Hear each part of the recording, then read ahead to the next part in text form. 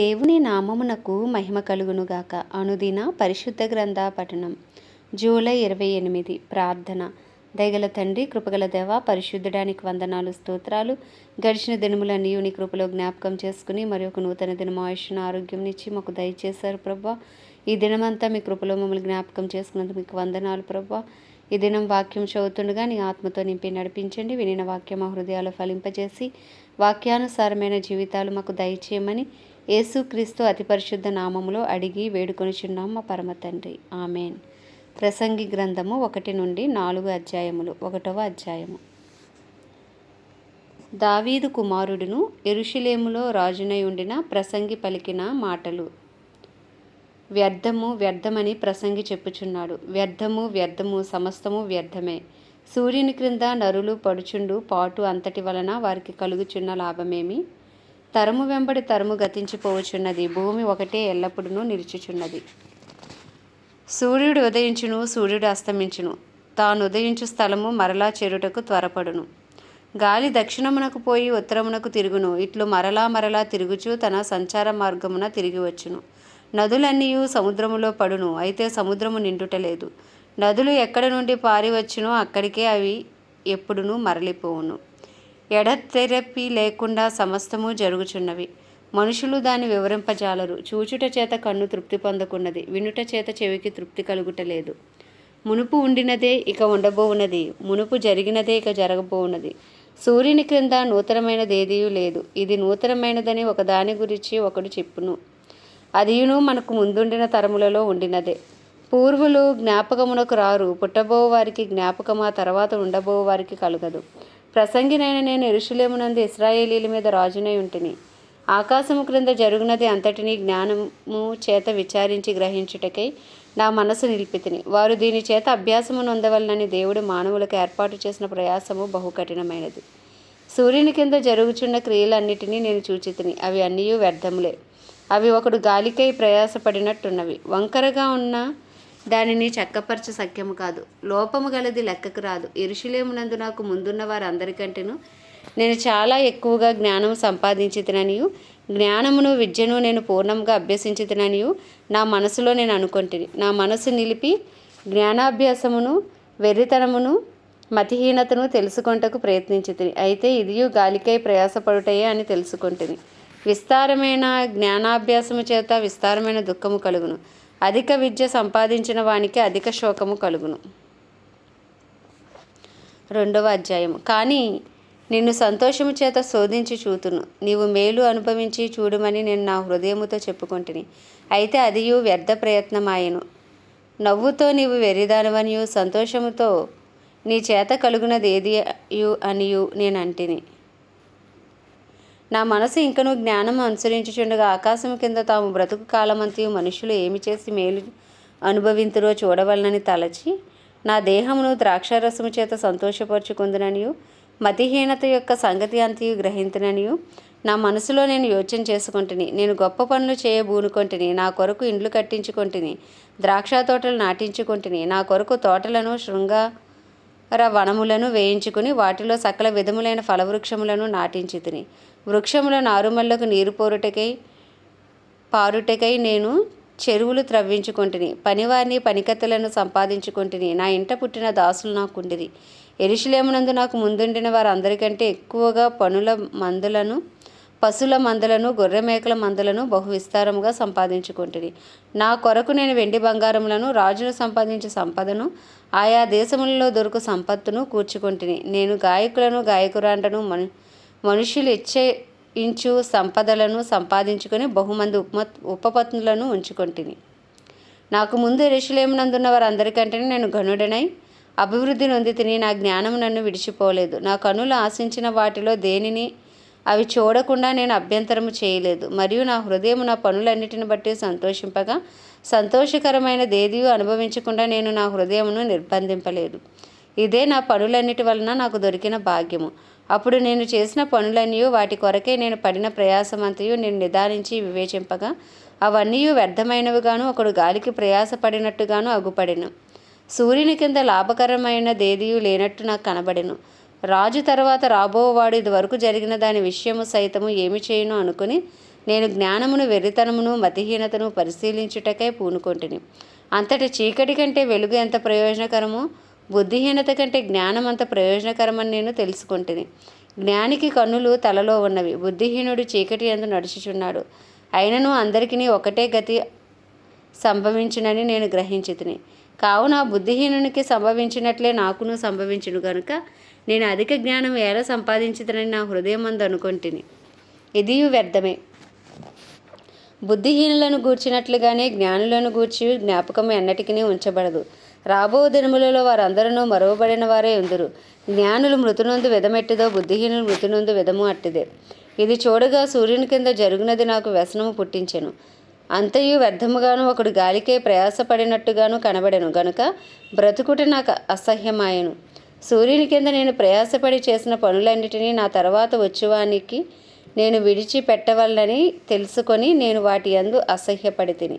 వాడు జ్ఞానము గలవాడే ఉండునో బుద్ధిహీనుడే ఉండునో అది ఎవనికి తెలియను. అయితే సూర్యుని క్రింద నేను ప్రయాసపడి జ్ఞానము చేత సంపాదించుకున్న నా కష్టఫలం అంతటి మీదను వాడు అధికారియే ఉండును. ఇదిను వ్యర్థమే. కావున సూర్యుని క్రింద నేను పడిన ప్రయాసం అంతటి విషయమే నేను ఆశ విడిచిన వాడనైతిని.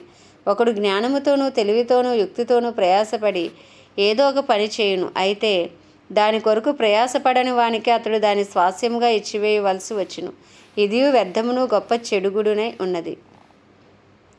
సూర్యుని క్రింద నరునికి తటస్థించు ప్రయాసం అంతటి చేతను వాడు తలపెట్టి కార్యములన్నిటి చేతను వానికేమి దొరుకుచున్నది? వాని దినములన్నీ శ్రమకరములు, వాని పాటలు వ్యసనకరములు. రాత్రి అందైనను వాని మనసునకు నెమ్మది దొరకదు. ఇదియు వ్యర్థమే. అన్నపానములు పుచ్చుకొనుట కంటేను తన కష్టార్జితము చేత సుఖపడుట కంటేను నరునికి మేలుకరమైనదేదీ లేదు. ఇదియు దేవుని వలన కలుగునని నేను తెలుసుకొంటిని. ఆయన సెలవు లేక భోజనము చేసి సంతోషించుట ఎవరికి సాధ్యము? ఏలి అనగా దైవ దృష్టికి మంచివాడుగా ఉండువానికి దేవుడు జ్ఞానమును తెలివిని ఆనందమును అనుగ్రహించును. అయితే దైవ దృష్టికి ఇష్టడు కాని వాడికి ఇచ్చుటకే ప్రయాసపడి పోగు చేయు పనిని ఆయన పాపాత్మునికి నిర్ణయించును. ఇదియు వ్యర్థముగాను ఒకడు గాలికై ప్రయాసపడినట్టుగాను ఉన్నది. 3వ అధ్యాయము. ప్రతిదానికి సమయము కలదు. ఆకాశము కింద ప్రతి ప్రయత్నమునకు సమయము కలదు. పుట్టుటకు, చచ్చుటకు, నాటుటకు, నాటబడిన దాన్ని పెరికివేయుటకు, చంపుటకు, బాగుచేయుటకు, పడగొట్టుటకు, కట్టుటకు, ఏడ్చుటకు, నవ్వుటకు, దుఃఖించుటకు, నాట్యమాడుటకు, రాళ్లను పారవేయుటకు, రాళ్లను కుప్పవేయుటకు, కౌగిలించుటకు, కౌగిలించుట మానుటకు, వెతుకుటకు, పోగొట్టుకొనుటకు, దాచుకొనుటకు, పారవేయుటకు, చింపుటకు, కట్టుటకు, మౌనంగా ఉండుటకు, మాట్లాడుటకు, ప్రేమించుటకు, ద్వేషించుటకు, యుద్ధము చేయుటకు, సమాధానపడుటకు, కష్టపడిన వారికి తమ కష్టం వలన వచ్చిన లాభమేమి? నరుల అభ్యాసం పొందవలనని దేవుడి వారికి పెట్టిన కష్టానుభవమును నేను చూచితిని. దేని కాలమునందు అది చక్కగా ఉండినట్లు సమస్తమును ఆయన నియమించి ఉన్నాడు. ఆయన శాశ్వత కాల జ్ఞానమును నరుల హృదయమందుంచి ఉన్నాడు. కానీ దేవుడు చేయు క్రియలను పరిశీలనగా తెలుసుకొనుటకు అది చాలదు. కావున సంతోషముగా ఉండుట కంటేను తమ బ్రతుకును సుఖముగా వెళ్ళబుచ్చుట కంటేను శ్రేష్టమైనదేది నరులకు లేదని నేను తెలుసుకొంటిని. మరియు ప్రతివాడు అన్నపాలను పుచ్చుకొనుచు తన కష్టార్జితం వలన సుఖము అనుభవించుట దేవుడిచ్చు బహుమానమే అని తెలుసుకొంటిని. దేవుడు చేయు పనులన్నీ శాశ్వతములని నేను తెలుసుకొంటిని. దానికి ఏదీ చేర్చబడదు, దాని నుండి ఏదీ తీయబడదు. మనుషులు తన యందు భయభక్తులు కలిగి ఉండినట్లు దేవుడిట్టి నియమము చేసి ఉన్నాడు. ముందు జరిగినదే ఇప్పుడును జరుగును, జరగబోవున్నది పూర్వమందు జరిగినదే. జరిగిపోయిన దానిని దేవుడు మరలా రప్పించును. మరియు లోకమునందు విమర్శ స్థానమున దుర్మార్గత జరుగుటయు, న్యాయం ఉండవలసిన స్థానమున దుర్మార్గత జరుగుటయు నాకు కనబడెను.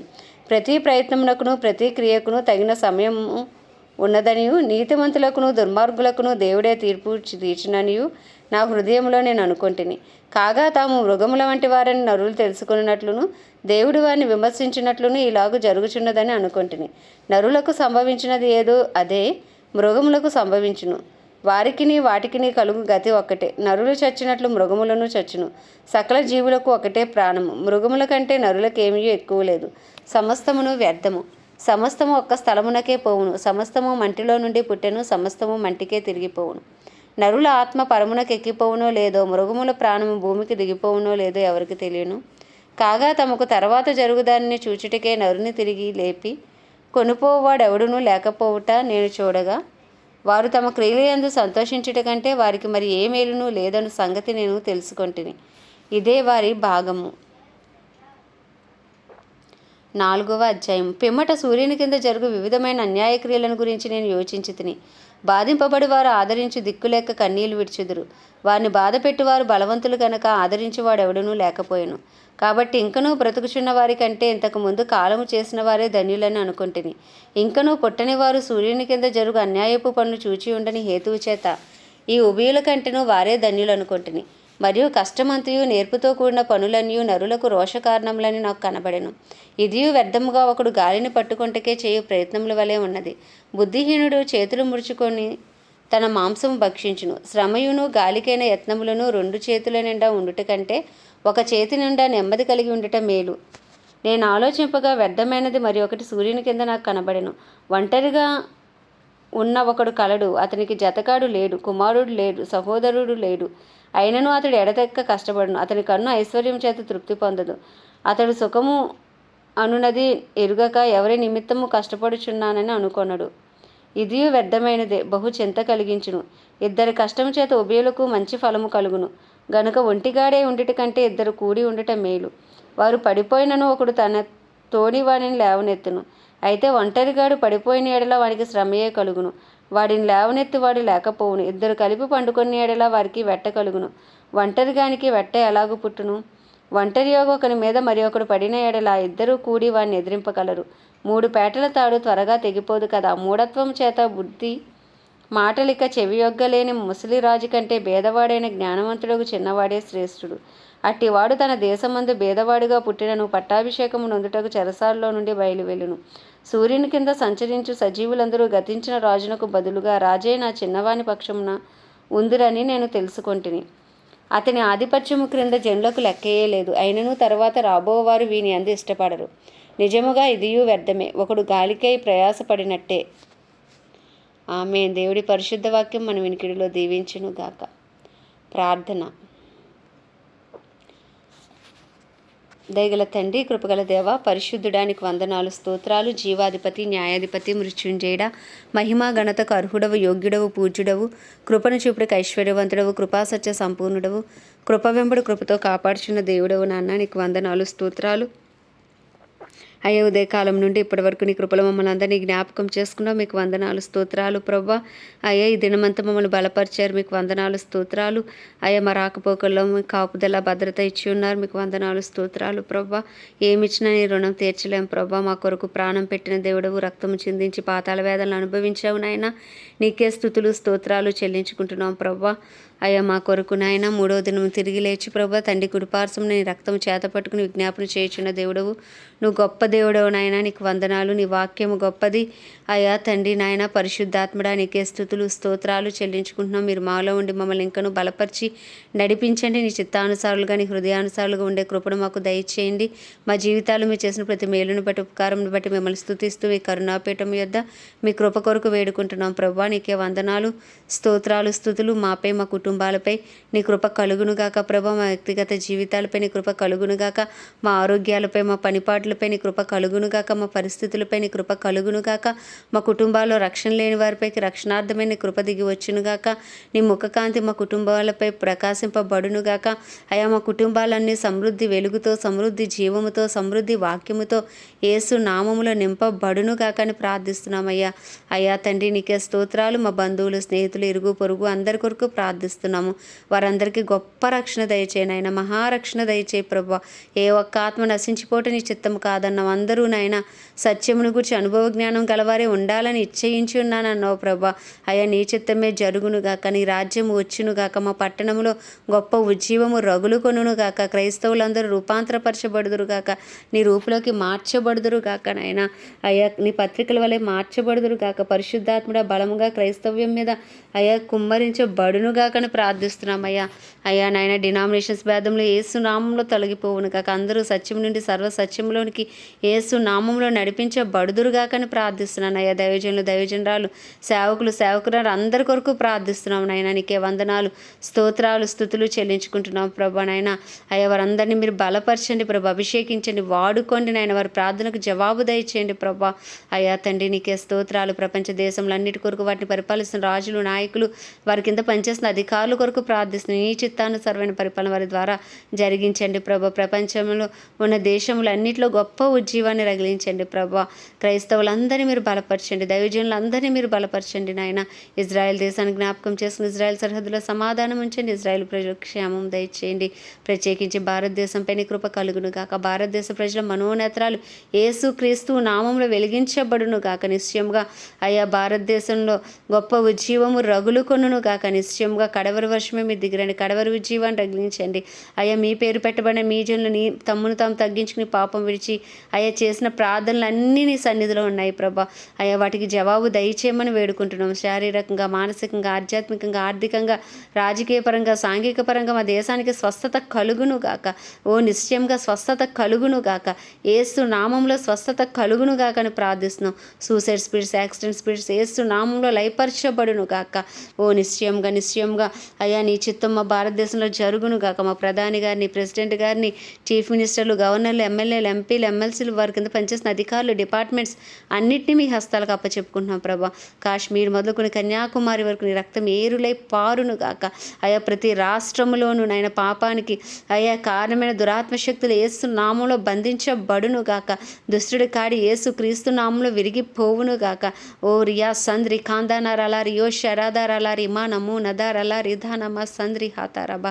అయా కృప కలుగును గాక. అయా మా దేశంపైకి నీ కనికరం దిగివచ్చును గాక, నీ దయ దిగివచ్చును గాక. 150 కోట్ల ప్రజలు మనోనేత్రాలు తెరవబడిన వారే రక్షణలోకి నడిపించబడుదురు గాక అని ప్రార్థిస్తూ ప్రభా.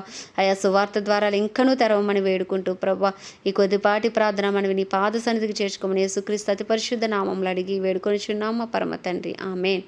పరలోకమందున మా తండ్రి నీ నామం పరిశుద్ధపరచబడును గాక. నీ రాజ్యం వచ్చును గాక. నీ చిత్తం పరలోకంలో జరుగుచున్నట్టు భూమి అందును జరుగును గాక. మా అనుదిన ఆహారం నేడు మాకు దయచేయము. ఎలా అపరాధం చేసిన వాళ్ళు మేము క్షమించిన ప్రకారం మా అపరాధములు క్షమించు. మమ్మల్ని శోధనలోకి తేక దుష్టుని బారి నుండి తప్పించుము. ఎందుకంటే రాజ్యము, బలము, శక్తి, మహిమయు నీవై ఉన్నది, ఆమేన్. ప్రభు రక్తమే జయం, ప్రభు వాక్యమే విజయం, ప్రభు నామంలో సంపూర్ణ విజయము కలుగును గాక, ఆమేన్, ఆమేన్, ఆమేన్.